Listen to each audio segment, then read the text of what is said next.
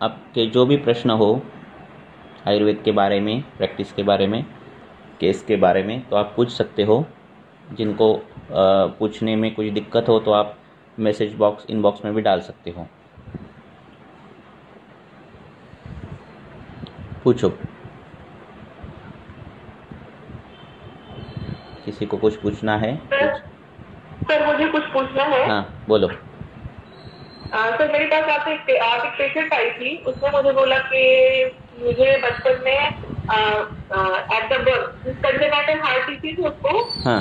उसने मुझे हार्ट में हॉर्न था पहले। हाँ। बचपन में। अभी मुझे तकलीफ नहीं हो रही है। हाँ। और मुझे वमन करना है, वमन करने की उसकी इच्छा है, तो मैंने उसको ऑस्कल किया। ऑस्कल करने में मरमर मुझे सुनाई दिए। हाँ। तो क्या मैं ऐसे पेशेंट को वमन के लिए ले सकती हूँ? तो उसने मुझे क्या बोला कि मैं सारी एक्टिविटीज करती हूँ, मैं रोज का योगा और एक्सरसाइज अच्छी प्रकार से करती हूँ, मुझे अभी कोई तकलीफ नहीं है। तो मैंने उसको तुरंत अभी जवाब नहीं दिया है, पर क्या मैं ऐसे ले सकते हो, ले सकते हो। पर अभी जो है क्या हो रहा है, अभी हम वसंत समझ रहे हैं। अभी क्या हुआ, पिछला जो सीज़न था, तो उस पिछले सीज़न में जितनी ठंडी पड़नी चाहिए थी वो ना पड़े, बीच में वर्षा आई थी। तो ये बीच में जो वर्षा का काल आया था उसमें वात बढ़ा है। तो जितना चाहिए उतना कफ प्रकोप ये इस वसंत में नहीं दिख रहा है। इस वसंत में हमें जो पेशेंट दिख रहे हैं वो रक्तज अर्श या फिर कुछ रक्त पित्त की बीमारी ऐसे दिख रहे हैं। ये जो वसंत का सूर्य संताप है, जिसका काम है कफ का विलयन करना और फिर वो कफ को अपने दिखना चाहिए, वो नहीं दिख रहा है। तो ये वसंत होकर भी अब ये वसंत है ही नहीं, क्योंकि दिख ही नहीं रहे वैसे पेशेंट जो पिछले वसंत में दिख रहे थे ना।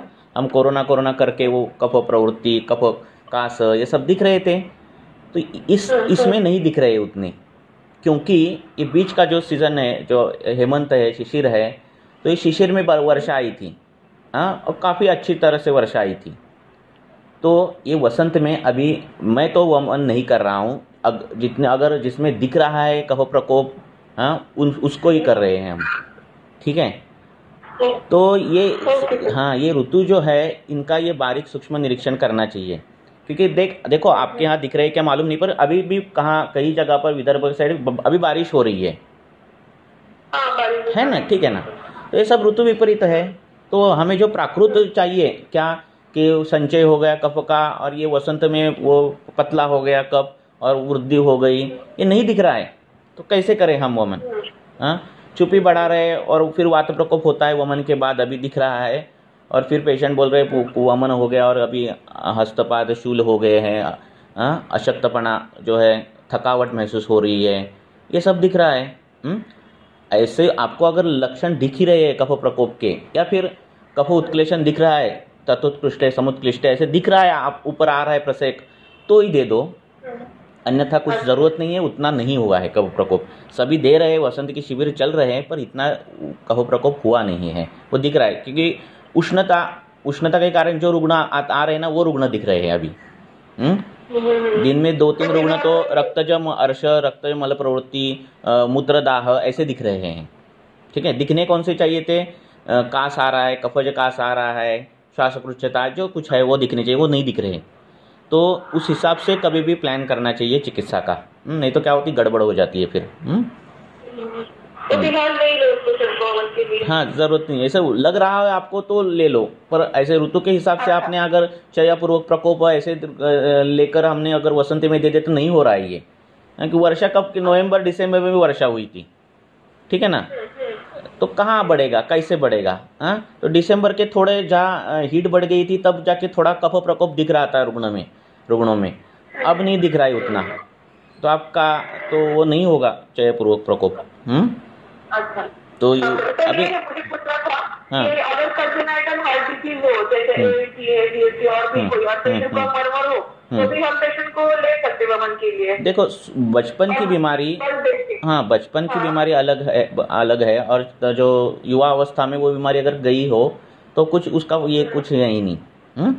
फिर भी आपके हार्ट के साउंड में कुछ आपको चेंजेस लग रहे हैं, हाँ, मरमर लग रही है, कुछ भी हार्ट के साउंड डबल आ रहे हैं, कुछ भी उसमें ये आ रहे, तो उससे अच्छा कि अब शमन से हो जाता है। ठीक है ना। दोष, बहुदोषा अवस्था चाहिए शोधन को। शोधन का जो बहुत अभी ये चल रहा है ना कि पंचकर्मा पंचकर्मा, ऐसे नहीं है। ये बहुदोषा अवस्था में की जाने वाली चिकित्सा है। हाँ, या फिर जो चयपूर्वक प्रकोप है उसमें ये शारीरिक शोधन करने वाली चीज़ है। तो ये जब शमन से हो ही रहा है तो कुछ ज़रूरत ही नहीं रहती। और आपको लग रहा है कि यस और नो, करूं क्या नहीं करूं, करो तो ऐसे तो मत करो। ठीक है ना।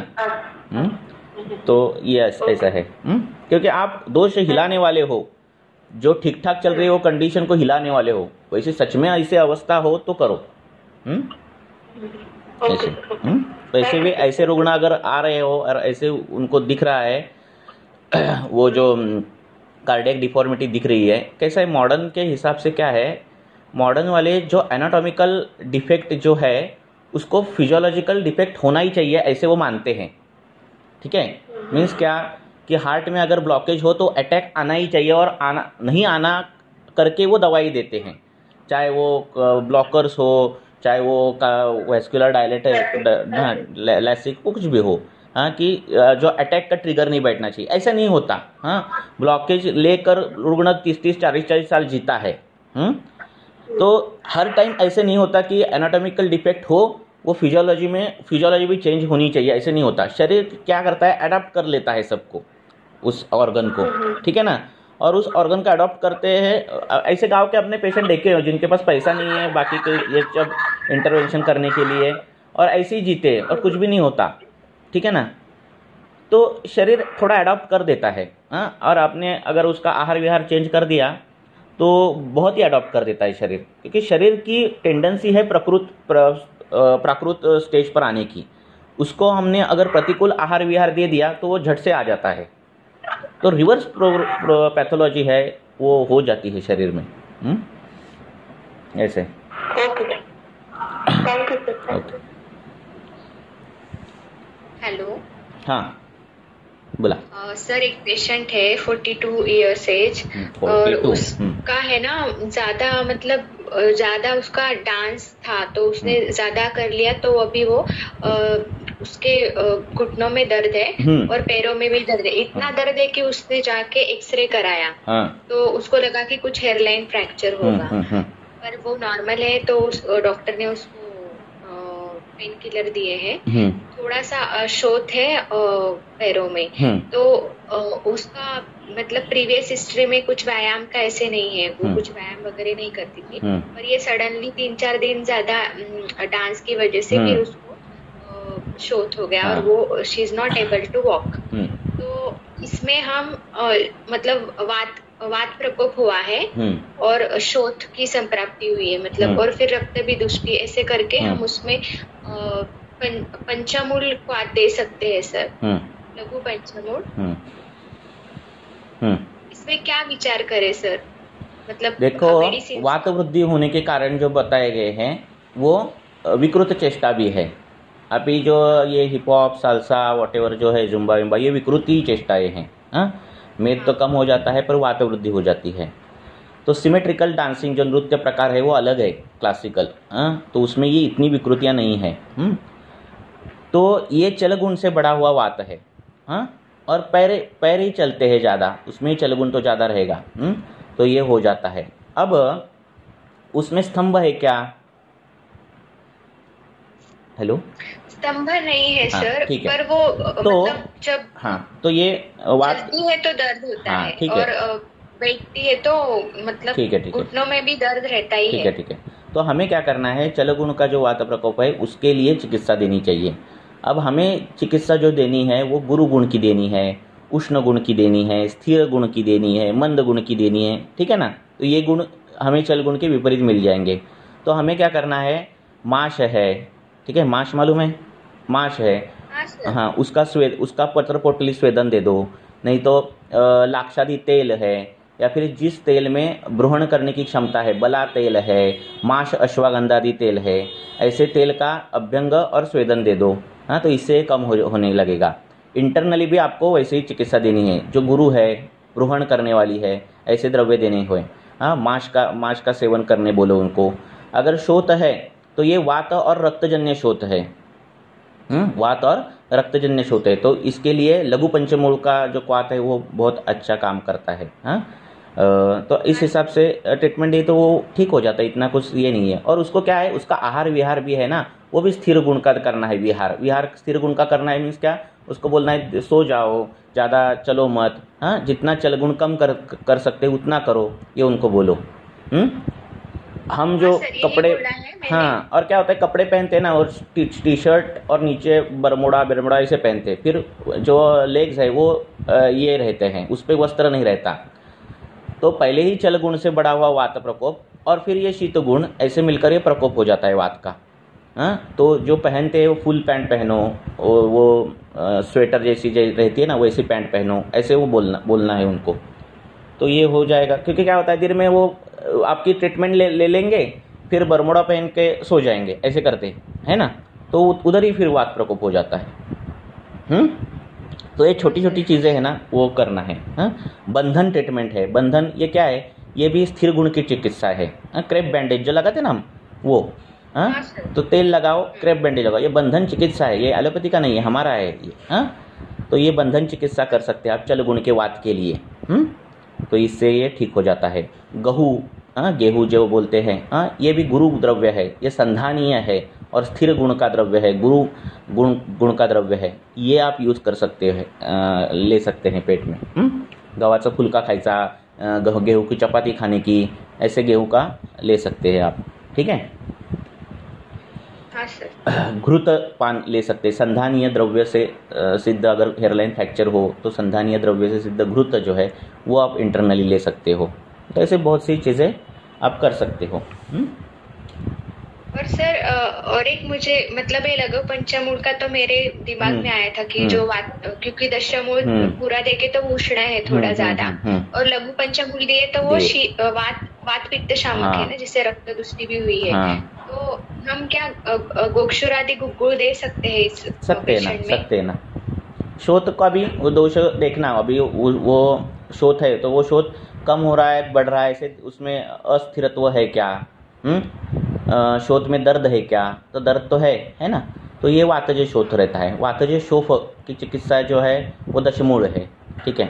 तो आप लघु पंचमूल, दशमूल ये सब इससे कर सकते हैं। उपनाह ये चिकित्सा है चलगुण की वात की।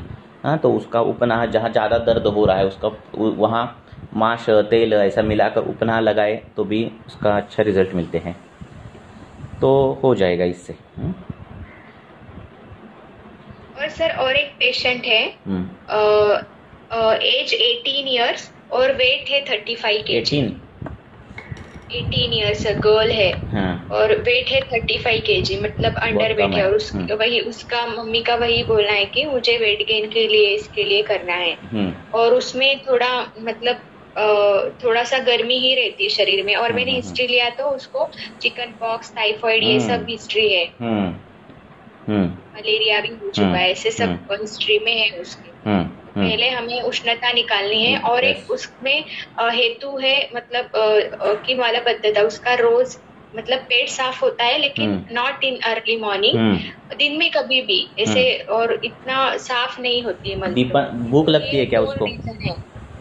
हाँ भूख लगती है सर, खाना खाती है लेकिन उसका जो पचन नहीं ठीक है, धातु का तो सामता है सब कुछ। तो उसका एक स्थूल पचन चालू करना, उसके बाद धातु के पाचन चालू करने, और फिर उसको अच्छा महसूस लगने के बाद फिर बृहणीय कल्प जो है वो चालू करने। सर पहले स्थूल पचन में सर उसमें हम मतलब पहले तो वो परिपाठ आदि सब दे के उसका उष्णता निकालना पड़ेगा। और पर इसमें ज्यादा कॉन्स्टिपेशन नहीं है उसमें कि 4-4 दिन ऐसे रोज होती है मल प्रवृत्ति, लेकिन सुबह नहीं होती है। तो इसमें कौन सा कल्प हम यूज कर सकते हैं? सुबह होती नहीं, हाँ दिन में कभी भी होती है, लेकिन अर्ली मॉर्निंग जैसे हमें नहीं, ये मल पचन पर ज्यादा, इसका डाइजेशन ही अच्छा नहीं होता, इसलिए वो मल प्रवर्तन नहीं होता। उसको अच्छी भूख लगनी चाहिए। हाँ प्राकृत नहीं है, इसीलिए आपने कुछ ऐसा हरी तकी देने की जरूरत नहीं, कुछ देने की कुटकी देने की जरूरत नहीं है। ये अगर रसा अच्छा बनना चालू हो जाए ना, तो बाद में आगे का सब कुछ ठीक हो जाता है धीरे धीरे धीरे धीरे। तो पहले पाचन। तो सर मुझे वही समझ में नहीं आ रहा है कि क्योंकि उसमें क्या द्रव्य से स्टार्ट करें, क्योंकि हम शुरू में तो उसको पहले रसपाचक विश्व से चालू करना है। पहले रसपाचक विश्व इससे चालू करना है। ये 4-5 दिन देने के बाद फिर कौन से लक्षण कम हो रहे हैं, क्या क्या कम हो रहा है ये देखना है।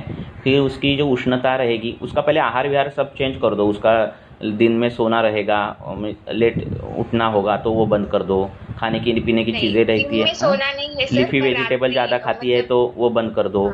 शिंबी वर्गीय कुछ खा रही हो, शिंबी वर्गीय धान्य से मलबद्धता आती है तो वो मॉडर्न वाले बोलते कि वो खाओ, ज़्यादा ही न्यूट्रिशनल वैल्यू है, तो वो बंद कर दो। तो ये सब चीज़ें बंद कर दो। और अपना जो आहार है, पटोल उसको पटोल की सब्जी और कुष्मांड की सब्जी ये सब चालू कर दो। फल सब्जियाँ जो है, फिर क्योंकि बाकी की भी चीज़ें हैं ना केस में, तो ये सब कुछ गलत है हो रही है उधर, तो वो देखो दिवास्वाप अति अम्बुपान हो रहा है क्या वो देखो। और फिर उसके हिसाब से फिर पाचन जो है लग रहा है आपको उस शरीर में दाह महसूस हो रहा है, पीटिका जैसा कुछ लग रहा है, स्वेद अति प्रवर्तन है ऐसा कुछ लग रहा है, तो रक्तपाचक कई दिन दे दो उसको। फिर रस धातु, रक्त धातु, फिर मांस धातु अच्छा होने लगेगा। धीरे धीरे स्टेप वाइज वो हर एक धातु अच्छा होने लगेगा। और फिर ब्रूहणीय द्रव्य, कुष्मांड पाक है, कुष्मांडावलेय है, ऐसे दे दो। मम्मी पापा की उसकी अगर हेल्थ पतली हो तो वो क्या जाड़ी होने वाली नहीं है। मुझे इतना कुछ बड़ा फर्क पड़ने वाला नहीं है, क्योंकि उसकी सारता ही कम होती, पहले से ही बचपन से ही कम होते, धातु ये रहते हैं, अबल रहते हैं। तो वो क्या ये नहीं होने वाला। पर मम्मी डैडी की ठीक ठाक वेट है और उसका ही कम है तो ये सॉल्व कर सकते हैं हम। फिर एक बार वो वेट का इतना ये नहीं है, पर उसमें दौर्बल्य भी है। मतलब वेट का ठीक है, अगर हम वेट मम्मी जैसे पापा जैसे तो है तो कुछ प्रॉब्लम नहीं, लेकिन उसमें जो है ना उसको मतलब अंधेरी आती है आंखों के सामने, ये भी एक लक्षण था। तो सब रस क्षय के ही लक्षण दिखे मुझे उसमें। तो पहले आमाशय अच्छा कर दो, आमाशय का शोधन अच्छा करो शमन चिकित्सा से, आमाशय की कटु रस से, रसपाचक से। और फिर धीरे धीरे धातु अच्छे होने लगने के बाद फिर ब्रूहण कर दो। डायरेक्ट ब्रूहण उसको ये नहीं होगा। धातुओं में सर वही वो पाददाह, पाददाह ऐसे पूरे शरीर में अंतरदाह ऐसे लक्षण जब रहते हैं ना, आँखों के सामने कालापन आना, तम प्रवेश, तो ये सब धातु पाकावस्था है। तो ऐसे में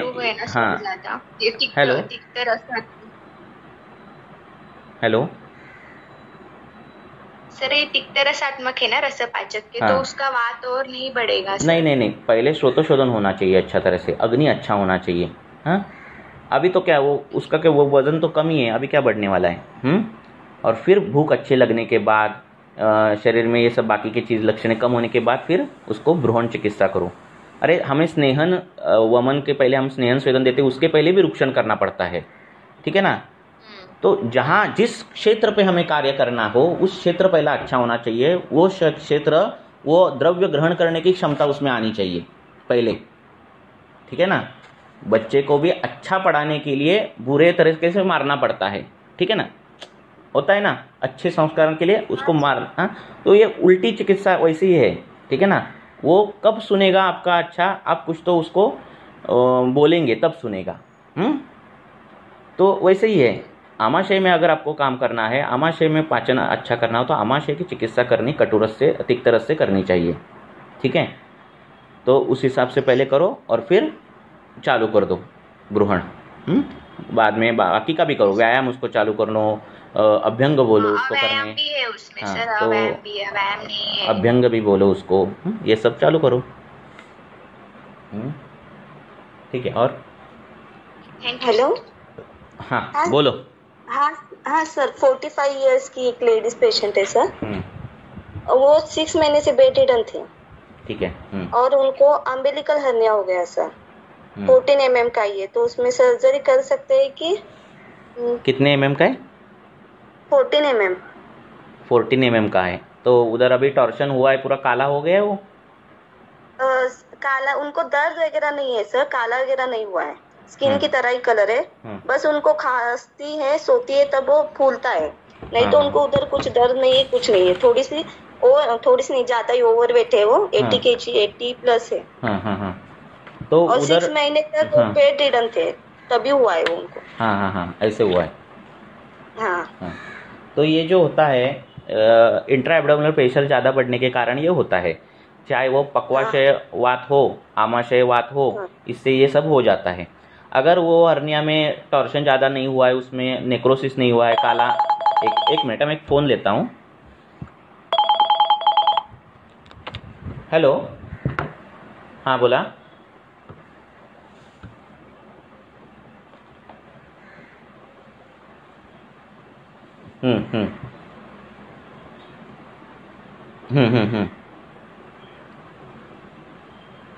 जेवली आहे का ती? ठीक आहे, मग संध्याकाळी एकदा दाखवायला आणा.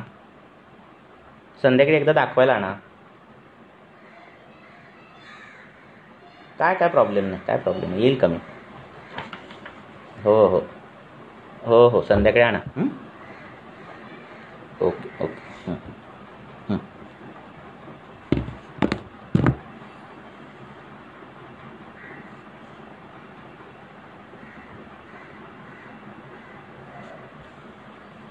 हेलो, हाँ आवाज़ आ रही है? हाँ सर। हाँ, फ़ोन आया था बीच में। तो ये इसको क्या करना रहता है, इसको बेस्ट जो द्रव्य है वो एरंडमूल है, एरंडमूल का चूर्ण।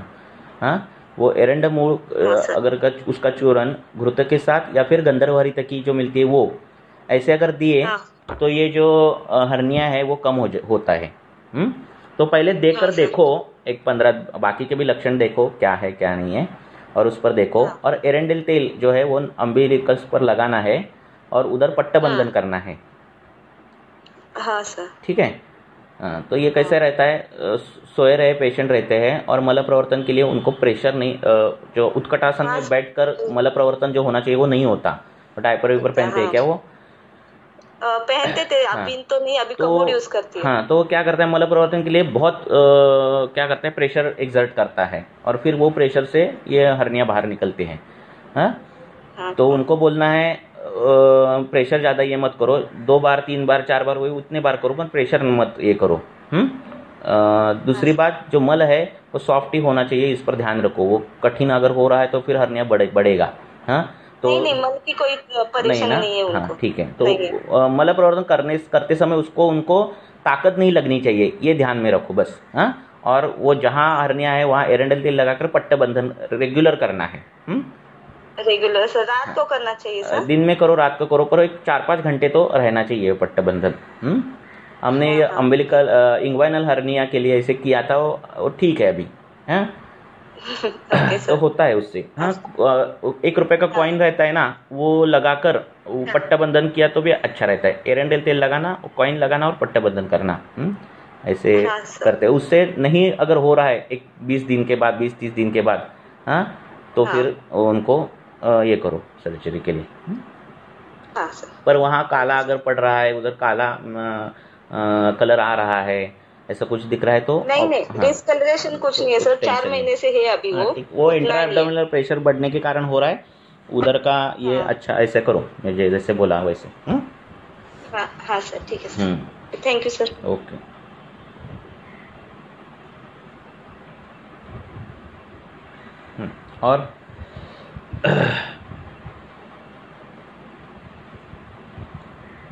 और किसी को कुछ पूछना है आपको?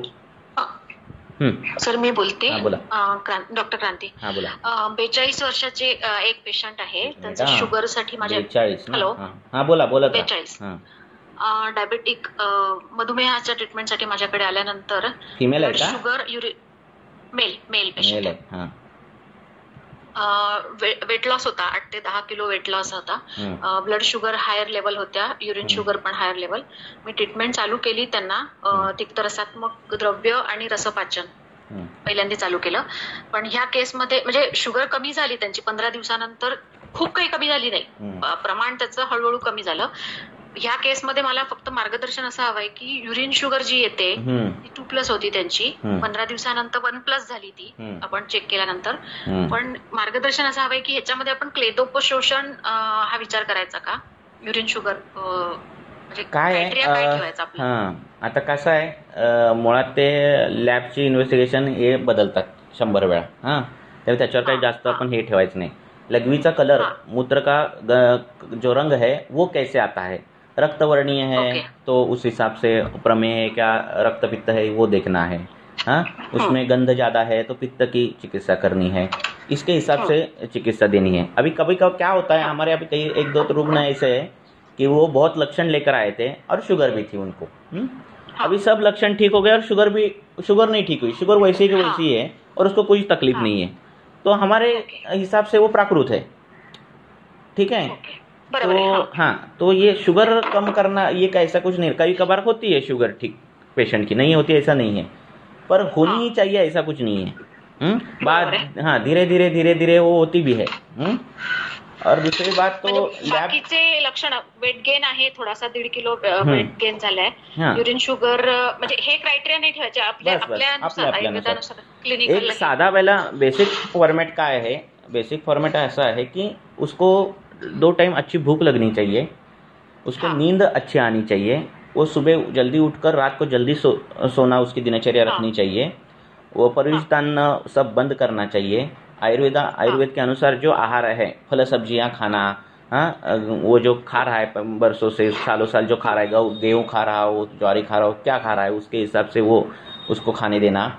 और जितना वो खाता है, पेट जिससे जितना भरता है उससे 2 आधी चपाती आधी भाकरी जो है वो कम खानी है. ये उसको ये करना है. शाम को जल्दी खाना है, हाँ 6 बजे, सुबह जल्दी खाना है 8-9 बजे. 2 टाइम भूख लगनी चाहिए, पचन अच्छा होना चाहिए, सुबह मल प्रवर्तन होना चाहिए. ये ठीक ठाक पहले करना, ऐसे अगर केसेस आगे ज़्यादा हो. इतना किया तो बहुत कि बाकी की जो चीज़ें हैं बहुत ठीक ठाक हो जाती है. बरोबर, यही मत. हाँ, तो बोल रहा है नहीं अविपाक है, पचन नहीं हो रहा है, उसको पाचन दो. वो बोल रहा है भूख नहीं लग रही, उसको अग्निवर्धन दो. तो कौन से अग्निवर्धन, न कफावृत्त अग्नि हो तो क्षार दे दो. कोई ज्वर या फिर कोई व्याधि से पीड़ित है तो जीवनीय घृत दे दो. शुक्रक्षयजन्य है तो शतावरी कोक्षुर दे दो. तो कैसा है, हाँ अर्श विर्श है तो कोई वातानुलोभन सैंधव का जैसा हिंगवाष्टक चूर्ण है, ऐसे कल्प दे दो अग्निवर्धन के लिए. हाँ, या फिर अग्निमुख चूर्ण दे दो. तो ये करो, फिर उसका अग्नि ठीक हो जाएगा, फिर पचन हो जाएगा, फिर रात को जल्दी सोएगा, फिर सुबह जल्दी उठेगा, फिर मल प्रवर्तन का ठीक. इतना करने के बाद 7-10 दिन के बाद वो आदि लक्षण छोड़ ही देता है. बराबर, ठीक. तो आहार और जल, पानी भी है वो भी चेंज कर दो. हाँ, सिद्ध जल दे दो. हाँ, कैसा है, रुग्ण पानी ठंडा ही पीता है. कौन वैद्य भी ठंडे पीते हैं पानी, है ना.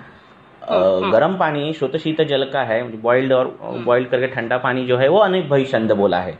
इसका मतलब हम जो पानी पी रहे हैं वो अभिसंधी है. सीधी सी बात है.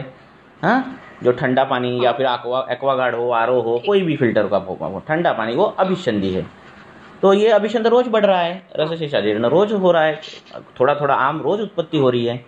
तो इसीलिए पानी, आहार ये सब चेंज करना, और आहार विहार ये चेंज करने के बाद 10 दिन में आपको बहुत से लक्षण पेशेंट छोड़ ही देता है. ठीक है. अगर ऐसे कॉम्प्लिकेशन लगा तो हाँ कि आप नहीं कर सकते कुछ ऐसे. हाँ, तो क्लेदोपशोषणासाठी आपण एकल द्रव्य चिकित्सा म्हणून कुठल्या द्रव्याचा विचार करू शकतो? कितीतरी द्रव्य, जी वृक्ष आहेत, कषाय रसाची आहेत, ती सगळी आहेत. पण नेमकं तसंच करायचंय का, प्रमेय आहे किंवा युरिन मधून क्लेद प्रोटीन जा रहे हैं, इसका मतलब क्लेद है, ऐसे हम कर रहे हैं तो नहीं होगा. खदीर है ना, जो क्लेद का ये करता है. कितने बहुत से द्रव्य है ना. जो कषाय है, वृक्ष है, वो है. अगर हाँ उसमें उष्ण गुण चाहिए तो उष्ण कषाय. बोलो. एका केसचं तुम्ही मार्गदर्शन केलं होतं, ते केस बरी आहे. सगळ्यांसाठी सांगते की बार्थोलिन सिस्टसाठी मी तुमचं मार्गदर्शन घेतलं होतं. तर त्याच्यामध्ये तुम्ही 3-4 पॉईंट सांगितले होते की मूत्र वेगधारणीय किंवा मेन्सेसच्या याच्या संदर्भामध्ये किंवा हे असं काही असेल तर वाईट डिस्चार्ज तर त्यांना होताच. आणि ते 2 पॉइंट्स लक्षात ठेवून मग मूत्रवेग धारण असल्यामुळे त्याची मूत्र विशोधन गणचं हे दिलं त्यांना मी काढा. तर ते बऱ्यापैकी आणि पिचू दिला होता तेलाचा. तर ते आता खूपच केस छान कव्हर झाली आहे. कैसा है क्या, एकदम बड़ा व्याधि है, इसका मतलब बड़ी कुछ तो दवाई देनी चाहिए, बहुत महंगी दवाई, ऐसा नहीं रहता. व्याधि किससे होगा, ये गुणों से ही होगा. ये हेतुन से ही होगा, है ना, चाहे वो कैंसर हो चाहे वो सर्दी हो, ठीक है। खाली उसकी व्याप्ति बड़ी रहती है, धातुओं में ज़्यादा धातु इन्वॉल्वमेंट ज़्यादा रहती है ना, कार्यकाल ज़्यादा रहता है शरीर में उस व्याधि का, इस हिसाब से दवाई का जो टाइम पीरियड है वो भी ज़्यादा रहता है, पर सब रहता तो एक ही है। दोष छोड़कर, धातु छोड़कर, मल छोड़कर कोई भी नहीं है ना, ऐसे। ठीक है, thank you sir, I finished. Okay, और किसी को कुछ?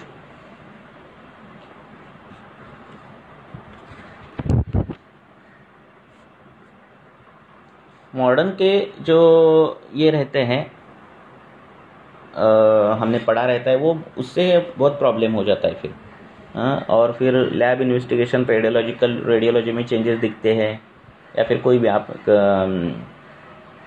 कुछ भी निकालो और उसमें चेंजेस दिखते हैं, और फिर हम डर जाते हैं।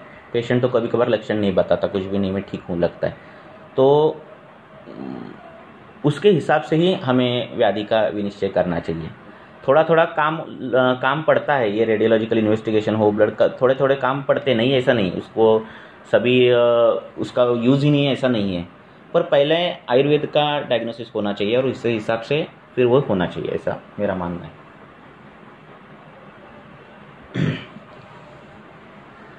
और किसी को कुछ पूछना है?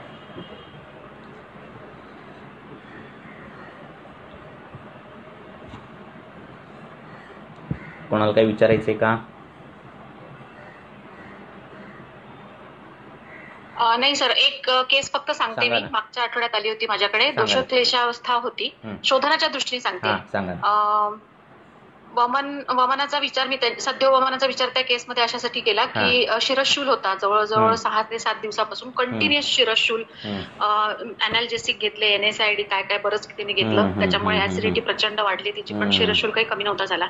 आणि हिस्ट्री, मिसकॅरेजची हिस्ट्री होती त्या पेशंटला। सो माझ्याकडे आल्यानंतर उदर परीक्षण केल्यानंतर मला थोडंसं ऊर्ध्व आमाशयामध्ये दोषांचा हेच वाटला, संचय असेल असं वाटलं। सद्योवमन दिलं आणि दोनच वेग झाले तिचे, मोठेच्या मोठे 2 वेग झाले, यष्टिक्वाथानी आणि चाटण, असं वामक चाटण।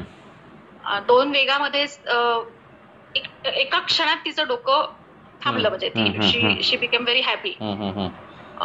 मग तो तिथे झाला आणि नंतर मग आता मी म्हणजे क्लासिकल वॉमनसाठी तिला प्लॅन करणं, म्हणजे अजून पीक नाही वाटत आहे सीझनचा मलाही वमनासाठी, म्हणून आता पुढच्या महिन्यात वगैरे पोस्ट करेन तिला वमनासाठी। तो आयुर्वेद की यही तो क्या है खासियत है, हम वो व्याधि का पूर्व रूप पहचान सकते हैं, व्याधि जो अभी प्रेजेंट में है वो पहचान सकते हैं, और फ्यूचर में क्या हो सकता है वो पहचान सकते हैं। एक 4 दिन के पहले भी एक केस आई थी मेरे पास, और वो शिरशूल की थी, नहीं शिरशूल नहीं, प्रतिशाय की थी, शिरशूल की थी। और फिर मैंने उसको पूछा क्या क्या हो रहा है, सब कुछ केस हिस्ट्री लेने के बाद फिर वो बोलती थी कि प्रतिशाय भी है मुझे, ये है वो है, और सब पूछने के बाद लग रहा था कि ये पुरुष जो वेगावरोध है, ऐसे लग रहा था, शक्रुता, पिंडिकोद्वेष्टन, प्रतिशाय, शिरोरुजा, सब लक्षण दिख रहे थे। और फिर पूछा, फिर बाद में उसने कहा कि मुझे इसके पहले अर्श की हिस्ट्री थी, मुझे अर्श था, और फिर अभी कुछ नहीं है पर अर्श था, मुझे कई साल अर्श था। 1 मिनट है, मैं एक दरवाज़ा बंद करता हूँ।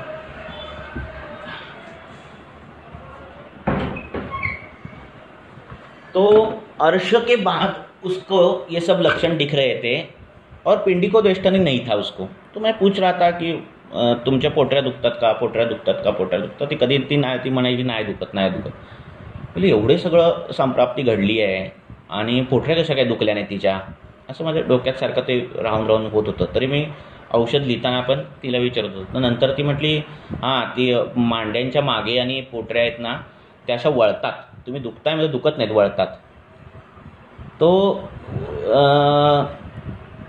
उसको भी अच्छा लगा कि मैं वही लक्षण उसको पूछ रहा हूँ, और वो लक्षण मैंने बार वही लक्षण पूछ रहा हूँ, और वो नहीं बता रही है। तो मैं बाद में बोला कि अगर ऐसे ही चलता रहा तो आपको रुद्धशूल होगा, ये होगा, वो होगा, अगले लक्षण बता रहा था। तो क्या होता आहे, जब हम पेशंट के जसं भविष्यात असतं की नाही, की भविष्य कोणाला तुम्हाला आवडतं भविष्य सांगणारा, की त्याचा हात दिल्यावर तो सांगतो तुमच्या मागे असं असं होतं, असंच सांगले की तुमचा इम्पॅक्ट पहिला बसतो त्याच्यावर, की त्याने भूतकाळ तुमचा सांगितला न विचार हे करता, आणि मग तो भविष्य सांगायला लागल्यावर तुम्हाला त्याच्यावर जास्त विश्वास बसतो. वैसे ही रुग्ण जब सामने आता है तो हम जब उसका पास्ट बताते हैं प्रेजेंट लक्षण पे, तो उसका विश्वास और बढ़ जाता है हमारे पर. फिर हमारी ही चिकित्सा उसको क्यों लेनी है, उसके लिए उसको उसका भविष्य भी व्याधि का बताना चाहिए कि अगर आपने ये नहीं अच्छा फॉलो किया, आहार विहार ऐसा नहीं किया, पथ्य पालन नहीं किए, तो आपको ये तकलीफ रुद्धशूल तक जा सकती है. ऐसे उसको बता दिया तो वो पेशेंट फिर आपके हाथ से निकलता नहीं, वो आपके साथ ही रहता है. तो यही आयुर्वेद की खासियत है. और तो वो शिरशूल के पेशेंट को हमने अर्श की चिकित्सा दे दी. सुरण, अभया, सुरण, हिरड़ा और पातानुलोमन ऐसे 2 द्रव्य देकर अपानकाली दे दी. अभी वो आएगा 10-15 दिन के बाद. तो उसके लिए शिरशूल के लिए उसने सब कुछ कर लिया था, मॉडर्न इन्वेस्टिगेशन. तो उसको डायग्नोस नहीं हो रहा था उनको कि क्या किससे शिरशूल है ऐसे. और तो ये जो लक्षण जो दिए रहते हैं ना ग्रंथकारों ने, ऐसे एक के पीछे एक, उसका भी महत्व है ना. शक्रुता, पिंडिको, द्वेष्टन, प्रतिशाय, शिरोरुजा, संप्राप्ति ऐसे ऐसी जाएगी. हाँ, उसका भी इम्पोर्टेंस है. हाँ, शिरशूल पहले दे सकते थे, प्रतिशाय बाद में दे सकते थे, नहीं दिया उन्होंने. तो ये ट्रैक है. हाँ, तो ये इस पर भी कभी आप पढ़ोगे कि या फिर श्लोक पढ़ोगे, बायट करोगे, तो उस पर भी ध्यान रखो. कई ये जो श्लोक है, वेग धारण, बहुत से श्लोक रहते हैं, वो बायट करना बहुत इंपॉर्टेंट है. जब पेशेंट आता है 2-3 लक्षण वो बताता है, 10 में से 4 लक्षण बताता है, तो आपको 6 लक्षण रिकॉल होने चाहिए उस व्याधि के. तो इस पर डायग्नोस हो जाता है. और अब वो शिरोशूल को मैंने अणुतेल दे दिया, शिरोपिचू दे दिया, ये दे दिया, क्या उसका फ़ायदा ही नहीं है ना. अर्श से उत्पन्न पुरुष वेग धारणजन्य जो ये है वो व्याधि है, तो उसको फ़ायदा नहीं होगा वो बाकी की चीज़ों से. तो इसीलिए निदान जो है वो बहुत महत्वपूर्ण है. ये क्या करता है, आपका एक्यूरेट निदान क्या करता है, आपको मल्टीपल द्रव्यों से बचाता है. हाँ, पेशेंट को कॉस्ट से बचाता है और आपको झट से उपशय देता है. इसीलिए एक्यूरेसी आनी चाहिए. और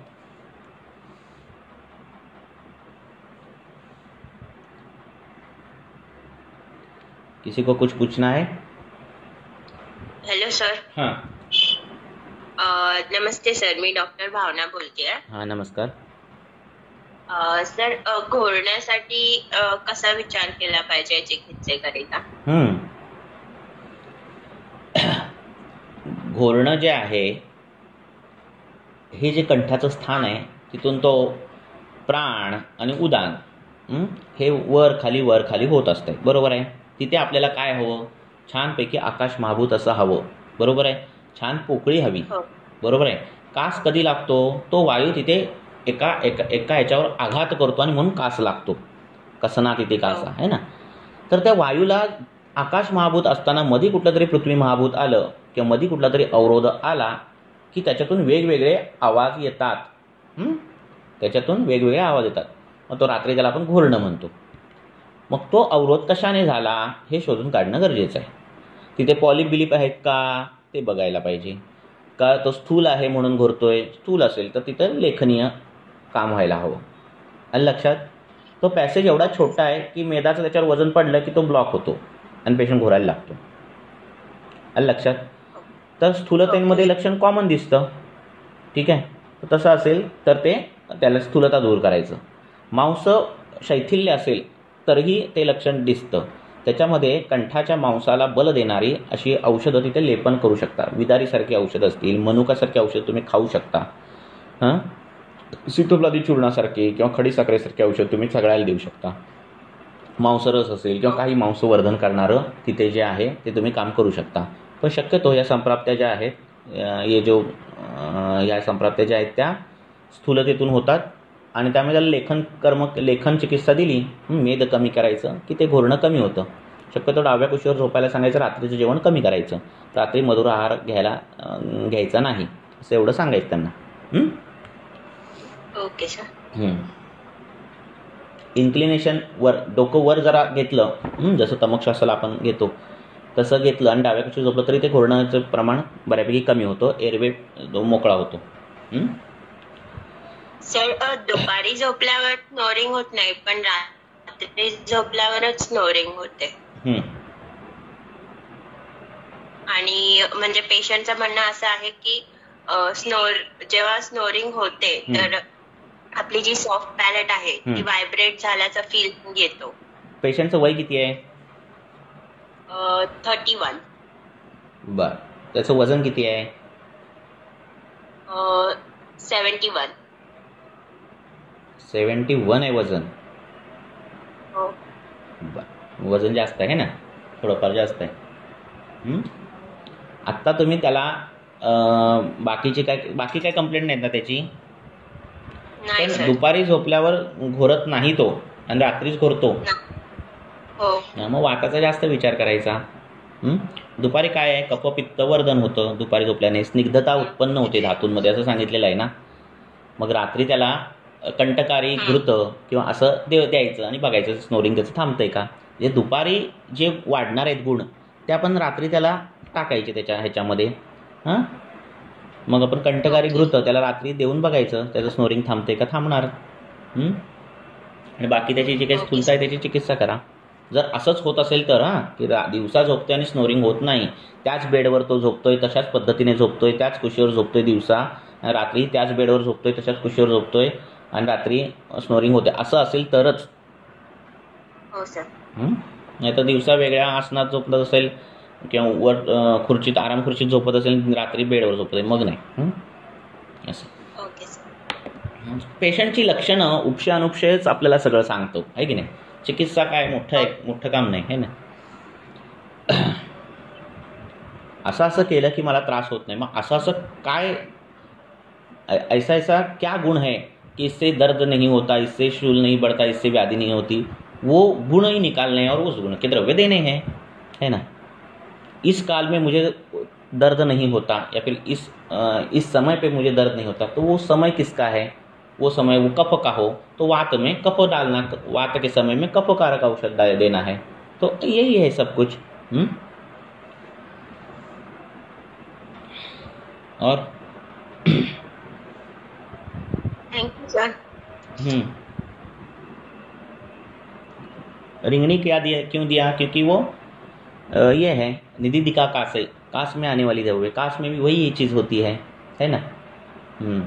और आवाज आता है. बोलो. या केसमध्ये नस्य नाही देऊ शकत का सर? शकतो ना. ओके, शकतो. फक्त काय आपल्याला आता तिथं नेमकं कसं आहे ते बघायला पाहिजे.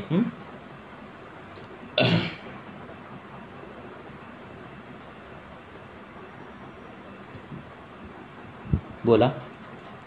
और कुछ? जितने ज़्यादा क्वेश्चन रहेंगे उतना मैं बोल पाऊंगा और चर्चा कर पाऊंगा. हॅलो सर, एक केस होती. बोला. हा सर, तो 16 वर्षाचा मुलगा आहे. 16. आणि तो आमटीचा कट वगैरे जास्ती खातोय, चायनीज पाणीपुरी जास्ती खातोय. त्याला कशी हा, आणि त्याला कशी एकदम डोकं दुखतंय जोरात. मग 2-3 दिवस ते डोकं दुखतंय, त्याच्यानंतर त्याला उलटी होते. उलटी पण कशी वातच, जोरात आवाज करून उलटी होते, वॅक वॅक जोरात एकदम दूरपर्यंत ऐकायला जाईल लोकांना, अशा प्रकारे उलटी होते. आणि त्याच्यानंतर मोशन्स होतात. सर उलटीतून काय पडतं? उलटीतून सर पाणी पडतं. उलटी स्वतःहून होते का तो काढतो? उलटी सर स्वतःहूनच होते, म्हणजे त्याचं डोकं दुखायला लागलं की त्याला उलटी व्हायला चालूच होते. आणि मोशन्स पण क्लिअर नाही होत त्याचे रोज. पण हे हेतू बंद केले का? हा, त्यांना मी सांगितलेलं हेतू बंद करा. हेतू बंद करून जर व्याधी जात असेल तर काय औषधाची गरज नाही, है ना. तो जर एवढं तिखट झणझणीत आणि हे खात असेल, नाही का, आणि त्याच्याने जर त्याचं थांबत असेल तर कशाला द्यायचं बाकीचं काय, नाही का. हा, मग सर आता 15 दिवस झाले त्याने, म्हणजे 15 दिवसाच्या पूर्वी आलेले ते, तेव्हा त्यांनी सांगितलेलं की मी 15 दिवस झालं सगळं बंद केलंय म्हणून. मग सर ते भूक वाढीसाठी आता कमी आहे सर. आता काही कंप्लेंट नाही बोलले ते, पण आम्हाला भूक वाढीसाठी काहीतरी असेल तर द्या म्हणत होते ते. त्यांना भूक नाहीये आणि वजन पण कमी आहे त्याचं.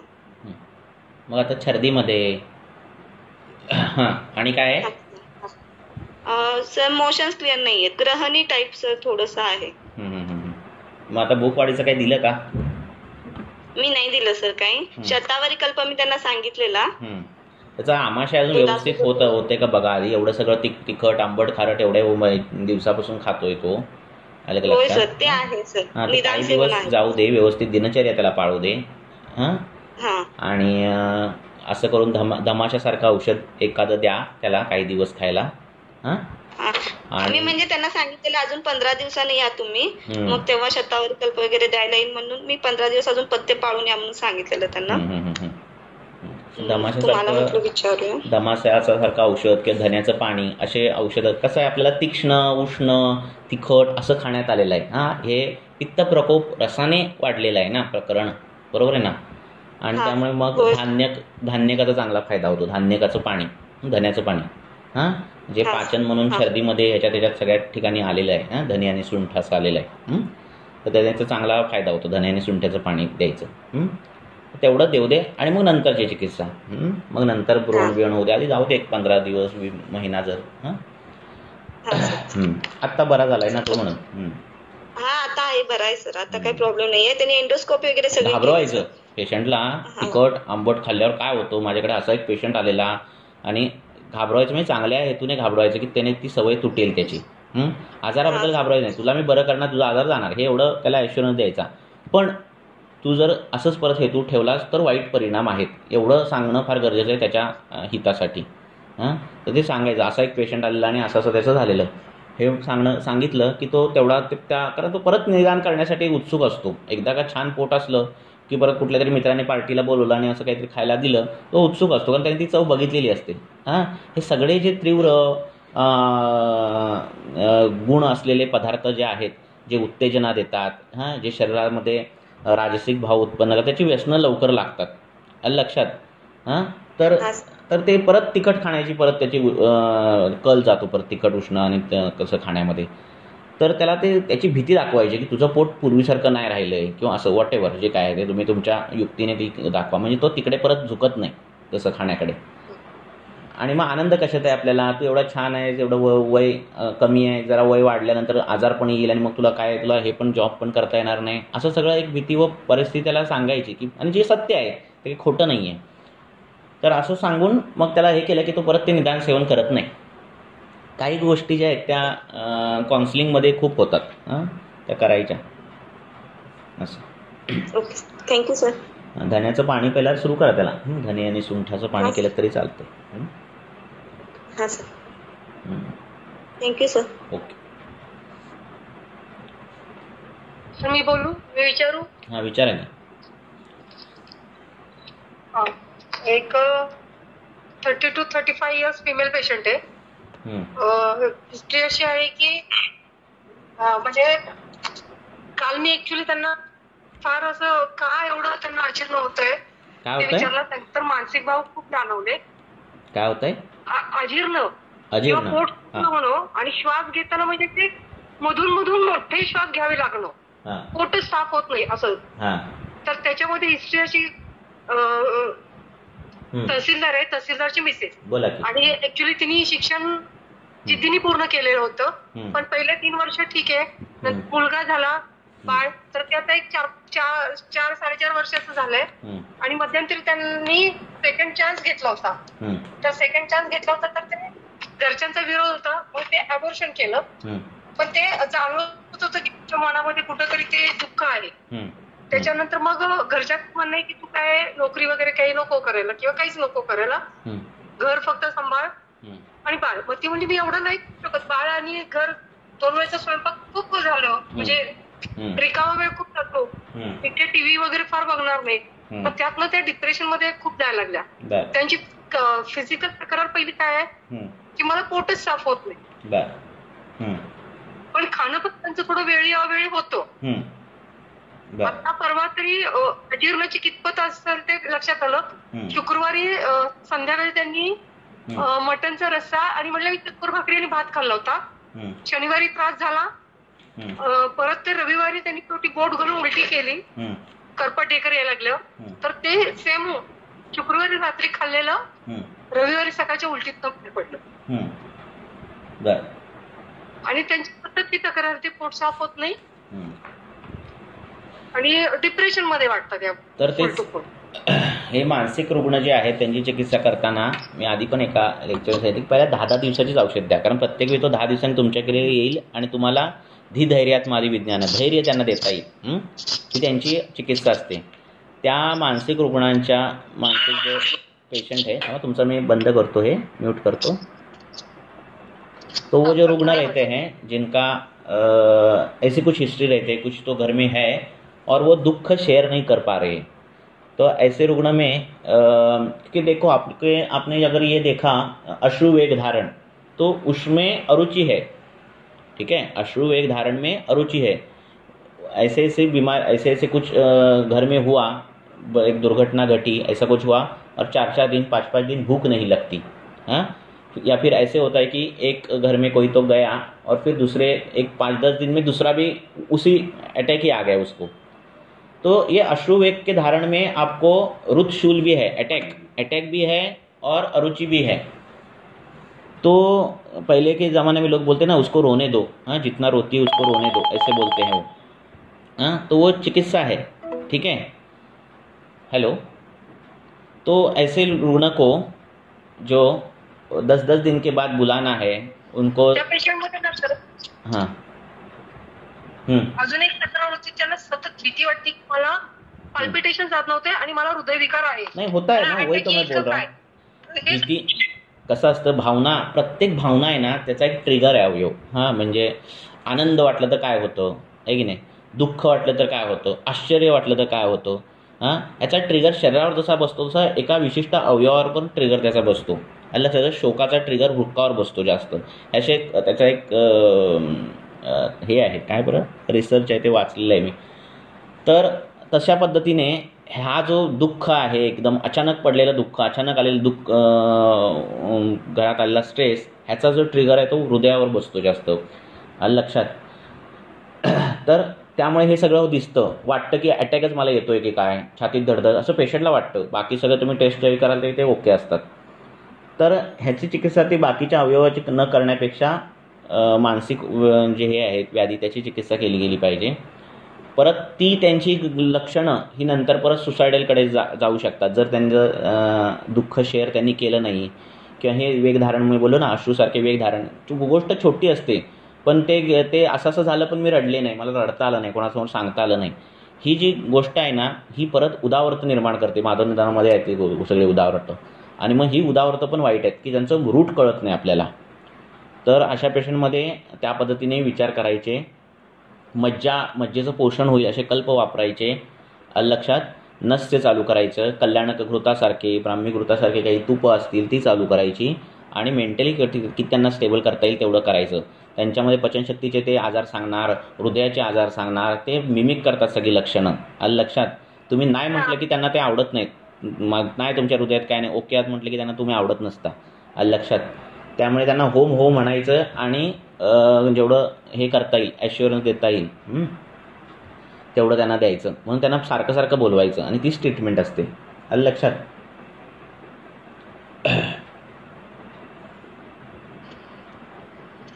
असं. ओके. त्याच्यामध्ये अन्न पण विशेषतः यवागू वगैरे तुम्ही पथ्यकर देऊ शकता सगळं अन्नपान, पण मुख्य ते आहे औषध मिश्रित यवागू असं. आता ते असं नाही बोलणार, हा नाही आता माझं पोट साफ झालं तर मी ओके, असं कधीच नाही बोलणार. लक्षात. तुम्ही किती काही हे करा, तुम्ही जेवढं त्यांना कुरवाळणार तेवढं ते बरे होणार लवकर. असं.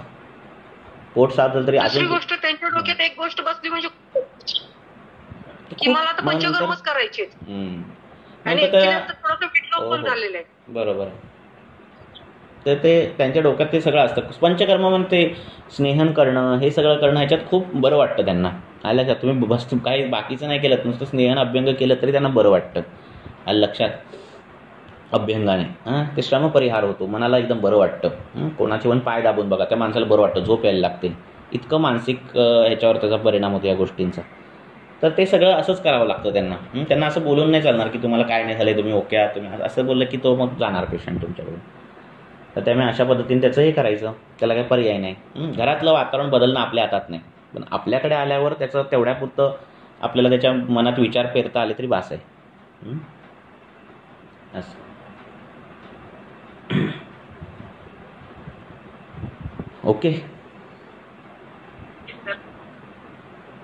मग ब्राह्मी आहे, जटामांसी, या नंतरच्या गोष्टी आहेत सगळ्या. पहिल्या अशा पद्धतीने सगळं करायचं.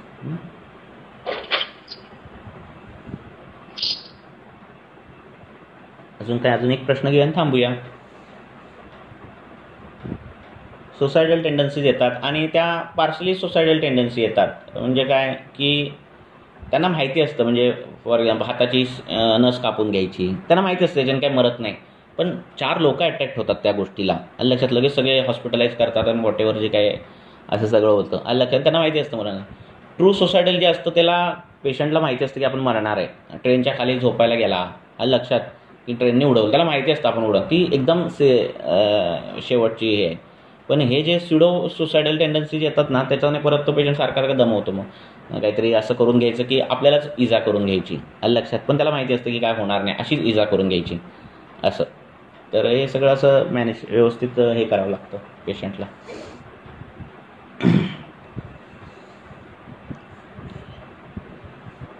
अजून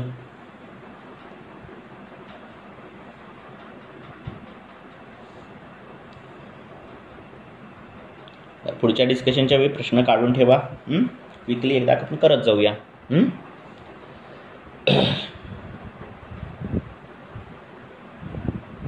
लक्षण विवेचन आवडतंय ना तुम्हाला? ते ऐकताय ना?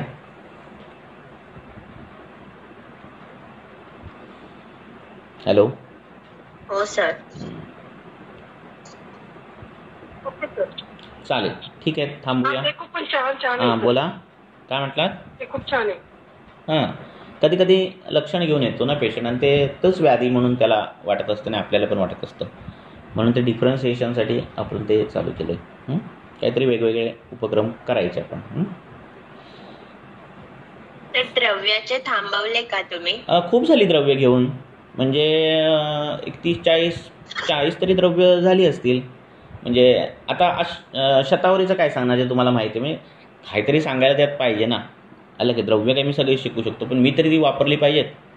मी जी 100 वापरतो तेवढीच मी सांगणार, त्यात पण काही विशेष काहीतरी असेल तर सांगणार, म्हणजे मला जे काही सांगावंसं वाटत असेल. बाकी सुंठेबद्दल मी काय सांगणार तुम्हाला, त्याच्याबद्दल सगळं काय माहिती आहे, म्हणजे आलं लक्षात. तरी पण एखाद दुसरं काही द्रव्य मिळालं तर मी सांगेन. पण बऱ्यापैकी एकल द्रव्य चिकित्सेमध्ये अर्धी द्रव्य आलेली आहेत त्या लेक्चरमध्ये. टोटली साधारणतः 70 तरी द्रव्य मी घेतलेली आहेत, म्हणजे प्लेन द्रव्य आणि बाकीच्या लेक्चर्समध्ये. म्हणून मग मी काय त्याचं रिपिटेशन करत नाही. असं. एक पेशंट बद्दल विचारायचं होतं सर. हे कशासाठी आपण डिस्कशन करतोय, कारण तुमच्या तर केसेस येतात, तुम्ही आयुर्वेदिक प्रॅक्टिस करताय, असं नाही व्हायला पाहिजे. आपण आयुर्वेदिक प्रॅक्टिस करतोय आणि फेल होतंय सगळं, पाहिजे ते सक्सेस मिळत नाही, असं नाही व्हायला पाहिजे मला वाटतं. सगळ्यांना ते मिळालं पाहिजे, ती लिंक मिळाली पाहिजे लक्षात. म्हणून मग मी हे पण चालू केलं. असं सगळे अँगल घेतोय की ज्याने प्रॅक्टिसला फायदा होईल अल्टिमेट. बाकी स्वतः अभ्यास करायचा आहे तो विषय वेगळाच आहे, तो करायलाच लागणार आहे प्रत्येकाला, त्याला काही एक्सक्यूज नाही. बोला.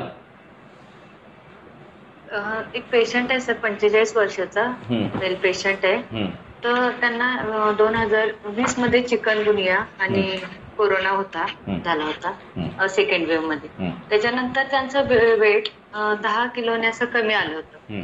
परंतु ते झाल्यानंतर वजन एकदम वाढलं त्यांचं, म्हणजे ते 63 वरून आता डायरेक्ट 83 वजन आहे त्यांचं. तर तसं म्हणजे त्यांचे हेतू काहीच नाहीत, म्हणजे नॉनव्हेज वगैरे पण खात नाहीत, दुधाचे पदार्थ पण ते जास्त काही खात नाही. पण 4 वेळा चहा होतो त्यांचा. आणि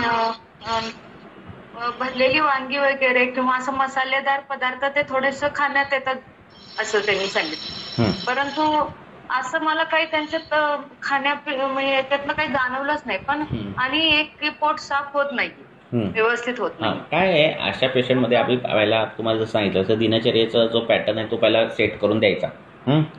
पेशंट काय सांगतोय, कधी कधी माझं अचानक वजन वाढलं, हे सापेक्षता कधी कधी असते.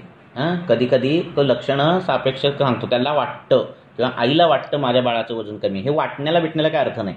आले लक्षात? आपल्याला काय वाटतं आणि खरंच तसं आहे का हे कधी कधी हे करून घ्यायचं असतं. कित्येक त्वचा विकाराचे पेशंट म्हणत किंवा शित्राचे पेशंट हे करत असतात की काय नाही पांढरा डाग होता आणि काहीतरी अगरबत्तीत चटका लागला आणि सगळं शरीरभर झालं. हे असं ह्याला काय त्याच्या ह्याला हे महत्त्व नाही आहे. आपल्याला काय कळतं, आपल्याला काय त्यातलं वाटतं तेच बघायचं. त्याचं स्थूलता आहे का, त्याला श्वासपृच्छता लागते का चालल्या फिरल्यावर, स्थूलता असेल तर त्या स्थूलतेवर हे करायचं. मग कसं मग तो स्थूल नाही. लक्षात? वजन वाढणं, वजन कमी होणं, वजन वाढणं, वजन कमी होणं हे कधी कधी त्यांच्या आहार विहारावर, ऋतूवर, आजारांवर ह्या सगळ्यावर ते अवलंबून असते. लक्षात? त्यामुळे आपल्या दृष्टीने कुठल्या कुठल्या लक्षणांमुळे तो व्याधी दिसतोय का, तो रुग्ण व्याधीत दिसतोय का, त्यानुसार तो बघायचा. आणि त्याला सकाळी अभ्यंग, व्यायाम, स्नान, भोजन, परत संध्याकाळी भोजन, भूक नसेल तर दीपन, पाचन, अनुलोमन, असं करायचं. मानसिक रुग्ण असेल तर त्यानुसार रात्री काही तशा पद्धतीची औषधं. तर असं सेट करून पहिला द्यायचं आणि आपण जज करायचं. कधी कधी लक्षात? त्वचा विकार कळतात की हा पॅच आहे, हा गेला, हे आपल्याला दिसतं. पण शूल किंवा हे असे काही हे ते आपल्याला दिसत नसतात. लक्षात? ते आपल्याला मी काही पेशंटच्या नातेवाईकाला सांगतो की तुम्ही बघा ते चालताना पूर्वी कशा चालायच्या आणि आता कशा चालतात.